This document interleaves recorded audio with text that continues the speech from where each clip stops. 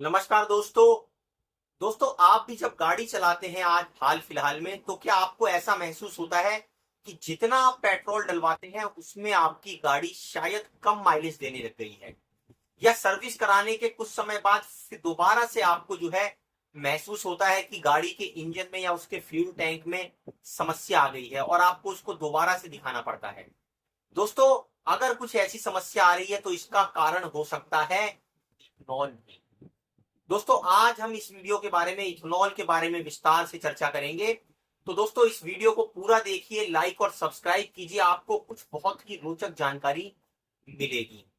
दोस्तों, इथेनॉल दरअसल कुछ समय से भारत सरकार पेट्रोल के अंदर मिलाकर उसका इस्तेमाल कर रही है, और इसके कई तरह के अपने फायदे भी हैं जिनको सरकार बताती है कि इथेनॉल को अगर पेट्रोल के अंदर यूज किया जाता है तो कहीं ना कहीं जो हमारी पेट्रोल और डीजल के ऊपर डिपेंडेंसी है वो कम होती है। उसके साथ साथ दोस्तों, ऐसा बताया जाता है इसका एक बढ़िया बेनिफिट ये है क्योंकि इसमें ऑक्सीजन के जो है वो कंप्लीटली कंबस्ट कर देता है फ्यूल को। तो उसके कारण दोस्तों इसमें लेस इमिशन होता है, कम धुआं निकलता है, कम प्रदूषण होता है। और इन्हीं सब खासियतों को देखते हुए सरकार ने पेट्रोल में गैसोलीन के अंदर जो है वो इथेनॉल को मिलाने की अनुमति दी। सन 2014 में इथेनॉल जो है वो पेट्रोल के अंदर लगभग 1.5% मिलाया जाता था, और दोस्तों आज ऐसा बताया जाता है कि ये लगभग जो है 15 से 20% मिलाया जाता है। दोस्तों, दरअसल भारत सरकार का जो लक्ष्य था वो ये था कि 2030 तक वो E20 मतलब 20% इथेनॉल और 80% पेट्रोल का मिक्सचर जो है उसको ब्लेंड कर कर गाड़ियों में इस्तेमाल करवाएं। लेकिन उससे पहले ही भारत ने इस लक्ष्य को हासिल कर लिया। ऐसी खबरें बताई जाती हैं कि 2025 तक जो है वो 20% इथेनॉल को पेट्रोल के साथ यूज करने का लक्ष्य मिल गया है। अब दोस्तों, एक तरफ तो सरकार को इसमें फायदा ये होता है कि पेट्रोल उसको जो वो बाहर से खरीद कर लाते हैं उसके ऊपर डिपेंडेंसी कम होती है। दूसरी तरफ इथेनॉल मिला देते हैं उसके अंदर, तो दोस्तों कहीं ना कहीं इथेनॉल की जो कॉस्ट होगी आप एक अंदाजा लगा सकते हैं कि जो पेट्रोल हम बाहर से लाते हैं उससे कम होगी। तो सरकार को एक तो कॉस्ट बेनिफिट हो सकता है इसमें, और उसके साथ साथ दोस्तों यहां पर यह भी समझने की बात है कि जैसे जैसे इथेनॉल का यूज बढ़ रहा है तो पॉल्यूशन लेस इमिशन वाली कहानी भी दिखाई देती है कि भाई पॉल्यूशन घटाना है, गाड़ियों की जो है वो कंबशन को ज्यादा बढ़ाना है। लेकिन आखिर इस एथेनॉल की क्वांटिटी जैसे जैसे भारत के अंदर बढ़ाई जा रही है, फ्यूल के अंदर, पेट्रोल के अंदर, तो ये क्या चिंता का सबब भी बन रही है? क्या ये गाड़ियों को भी एक इस तरह से मोड़ पर ले जा रही है कि गाड़ियां अपने आप में जो एवरेज देती थी वो नहीं दे पा रही हैं और बीमार होती जा रहे हैं उनके इंजन? दोस्तों, आइए दोस्तों जानने की कोशिश करते हैं ऐसा क्यों हो रहा है।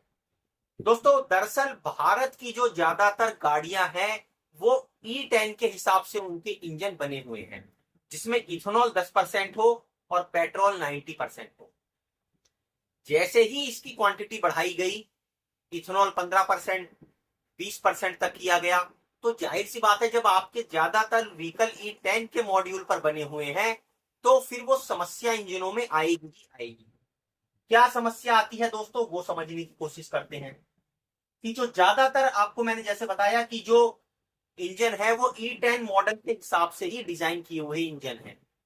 उसके अलावा जो E20 है दोस्तों, जिसमें इथेनॉल 20% होता है, उसके लिए मॉडिफिकेशन की जरूरत है। इंजन को उसके डिजाइन में मॉडिफिकेशन करने की जरूरत है, उसके फ्यूल सिस्टम में डिजाइन करने की जरूरत है, उसको बदलने की जरूरत है ताकि उसकी जो एफिकेसी है वो बनी रहे। और अगर हम उसको मॉड्यूलेट नहीं करते हैं तो जाहिर सी बात है आप जब पुरानी गाड़ियां चलाएंगे या जो E20 के हिसाब से इंजन नहीं है उसमें अगर आप उस फ्यूल को डालेंगे तो आपके इंजन की बैंड बजनी पक्की पक्की है। धीरे धीरे धीरे वो बीमार करती चली जाएगी इंजन को। उसके अलावा दोस्तों, जो इथेनॉल है वो लो एनर्जी डेंसिटी प्रोड्यूस करता है गैसोलीन की कंपैरिजन में। तो यहां पर आप ये समझ लीजिए कि ये एक ऑफसेट है, ये एक ड्रॉबैक है इसका कि ये माइलेज भी घटा देता है गाड़ी की। भाई जब इसकी जो लो एनर्जी डेंसिटी है, पेट्रोल के कंपैरिजन में कम है, तो ये जो जाहिर सी बात है गाड़ी की जो माइलेज होगी वो आपको कम दिखाई देगी। तो पहले जब आप E10 वाला फ्यूल इस्तेमाल कर रहे थे तो जाहिर सी बात है कि आपको उतनी समस्या नहीं दिखाई देती होगी, लेकिन जैसे जैसे E20 वाला फ्यूल इस्तेमाल हो रहा है, कई बार तो पेट्रोल पंप पर हम लोगों का ध्यान भी नहीं जाता है दोस्तों कि हम कितना इथेनॉल मिला हुआ पेट्रोल अपनी गाड़ी में डलवा रहे हैं। उसके बाद दोस्तों ये इथेनॉल मिलाने पर ऐसी भी संभावना रहती है कि जो फ्यूल है उसकी एफिकेसी को ये रिड्यूस कर देता है। अब रिड्यूस कैसे कर देता है ये भी समझिए। जो इसकी कॉम्पेटिबिलिटी इशू है वो ओल्ड व्हीकल के साथ इसका बना ही हुआ है। जैसे मैंने बताया जो पुराने इंजन है उनमें ये समस्या करेगा, उसमें इतना सक्सेसफुल नहीं हो पाएगा। और एक सबसे बड़ी और समस्या इसके अंदर क्या क्रिएट होती है दोस्तों, इथेनॉल की क्वांटिटी जब ज्यादा बढ़ती है तो ये वाटर एब्जॉर्ब कर लेता है, और जब ये वाटर एब्जॉर्ब करता है दोस्तों तो जाहिर सी बात है कि जो आपका इंजन बना हुआ है लोहे का बना हुआ है तो उसके अंदर कोरिजन होगा। कोरिजन का मतलब उसमें जंक जल्दी लगेगा, और जब उसमें रस्ट लगेगा, जंक लगेगा, तो उसके बाद जो है उसका जो फ्यूल सिस्टम है उसमें प्रॉब्लम आनी शुरू होगी। आप सर्विस करा के लाओगे, थोड़े टाइम बाद फिर आपको जो है वो समस्या उसमें दिखाई देने लगेगी। तो ये कुछ समस्याएं दोस्तों इथेनॉल के साथ गाड़ियों में दिखाई दे रही है। अब देखते हैं दुनिया में क्या हो रहा है। दुनिया में दोस्तों इथेनॉल का बहुत सारे दूसरे देश भी इस्तेमाल कर रहे हैं, लेकिन बात यह है दोस्तों ब्राजील जैसे देश जहां पर इथेनॉल एक मुख्य रूप से जो है गैसोलीन के साथ मिलाया जाता है और उसको इस्तेमाल किया जाता है, वहां पर इंजन इस तरह के बनाए जा रहे हैं कि जिनके अंदर इथेनॉल जो है वो 10% से लेकर 85% तक भी अगर मिक्स कर दिया जाए तो उन इंजन की एफिकेसी बनी रहे। और उनका जो है एक स्पेशल तरीके का इंजन इस्तेमाल किया जाता है जिसको फ्लेक्स फ्यूल इंजन कहते हैं दोस्तों।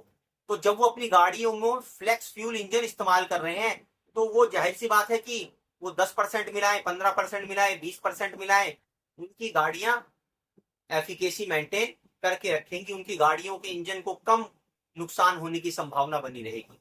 लेकिन जब भारत में E10 के ज्यादातर मॉडल हैं, इथेनॉल 10% के हिसाब से आपके इंजन ढले हुए हैं, तो जाहिर सी बात है कि जब आप उसको इथेनॉल 15%, 20% तक उसको शिफ्ट करेंगे तो गाड़ियों में समस्याएं दिखाई देंगी। दोस्तों आप हमें भी कमेंट कर अपनी राय इस मुद्दे पर जरूर दीजिए। क्या आपको भी अपनी गाड़ियों में हाल फिलहाल में इस तरह की समस्या दिखाई दे रही है कि सर्विस कराने के थोड़े दिनों बाद ही आपको पता चलता है कि आपकी गाड़ी एवरेज और माइलेज कम दे रही है, या उसके फ्यूल सिस्टम में प्रॉब्लम आनी शुरू हो रही है? दोस्तों अगर गाड़ियां पुरानी हैं तो एक बात है, अगर गाड़ी नई है तो भी उनमें क्या समस्या दिखाई दे रही है? अपनी राय दोस्तों जरूर रखिए और हमारी वीडियो को लाइक और सब्सक्राइब जरूर कीजिए।